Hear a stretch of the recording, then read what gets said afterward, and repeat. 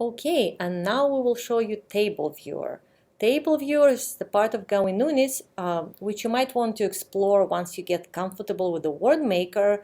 And the main difference is that allows you to conjugate more than one verb, possibly in more than one tense, and you can have more than one pronoun. So for when you want to see some panoramic view. So similar to the word maker, you'll start by selecting a verb. So here we'll use cook again and select it like that. Now it's really important that when I click on a red verb like this, I have to also use a red pronoun. If I use a blue one like this and I click on conjugate, I'm going to get an error message here that we don't want. So I'm going to unselect that, knowing that I've selected this red verb, and select a red pronoun here. Then I'm going to click conjugate. And you can see here that the default is to just conjugate all different times for this verb. If I want to limit it, I can select one or more down there like that. And now I can see that I cook, or I will keep on cooking. I've conjugated cook with the pronoun I in the habitual present and the habitual future.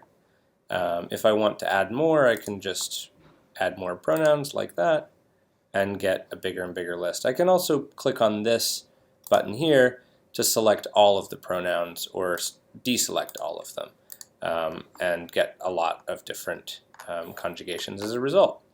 If you want to draw these, so if you want to view them in a slightly different way, you can press on this little button that looks like a little pencil, and if you do that, it will come up here. So here we see the root, and at each one of these nodes at the end, we can click on them, and here we have the two times that we selected, and at the end of those are both of the pronouns, and at the end, finally, we get all of the different conjugations.